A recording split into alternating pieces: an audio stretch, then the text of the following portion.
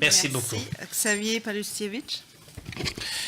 Madame la rapporteure, Madame Wikström, le très conservateur Horst Seehofer, ministre de l'Intérieur, mais d'abord président de la CSU bavaroise, a ainsi prévenu qu'il serait prêt, je le cite, en juillet, à refouler immédiatement les migrants arrivant aux frontières allemandes en provenance d'un autre pays européen si la chancelière ne parvenait pas à une solution équivalente.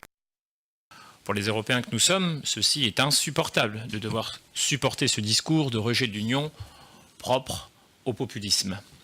Car les populistes, à qui cherchent un point commun sur lequel faire front, le seul point commun possible entre la Hongrie, qui ne veut pas entendre parler de ces migrants, et les Italiens qui ne veulent pas les garder, c'est de renvoyer ces migrants ou ces réfugiés, de fermer l'Europe et faire une Europe forteresse.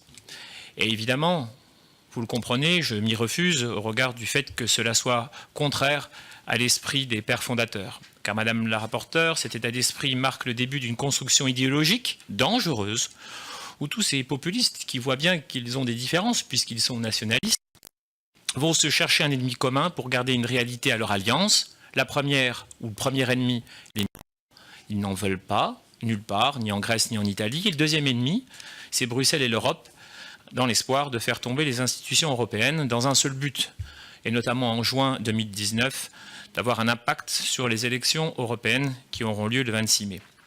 Dès lors, pouvez-vous nous faire l'état de vos réflexions sur la politique migratoire qui pourrait influencer justement ces élections européennes en 2019 ? Quelle pourrait être cette solution européenne attendue pour la fin du mois ? J'ai beaucoup d'espoir sur le Conseil européen crucial qui tiendra les 28 et 29 juin prochains, qui doit porter une réponse claire, collégiale européenne sur la question des migrants. Cela a été tout le sens de la réunion de travail entre le président de la République et le président du Conseil des ministres italien à Paris. Je vous remercie, ou comme on dirait évidemment en suédois, tack så mycket. I completely agree with you. Je suis tout à fait d'accord avec vous, Monsieur Palustiewicz. La forteresse Europe n'est pas une solution, pas du tout. Nous vivons dans un monde mondialisé qui doit être ouvert, qui doit avoir des échanges avec le reste du monde pour ce qui est du commerce politique, partage de nos meilleures valeurs. Tout cela est très important, plus important qu'auparavant. Je suis d'accord avec vous aussi que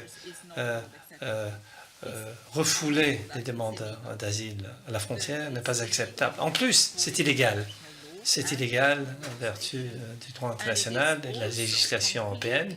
Et c'est tout à fait bizarre ce que vous avez évoqué, que maintenant, il y a le chancelier, ensuite il y a le ministre de l'Intérieur qui lui donne 10 jours pour trouver une solution.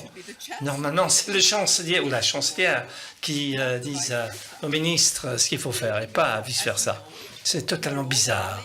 Et nous sommes tous collègues, on connaît la hiérarchie.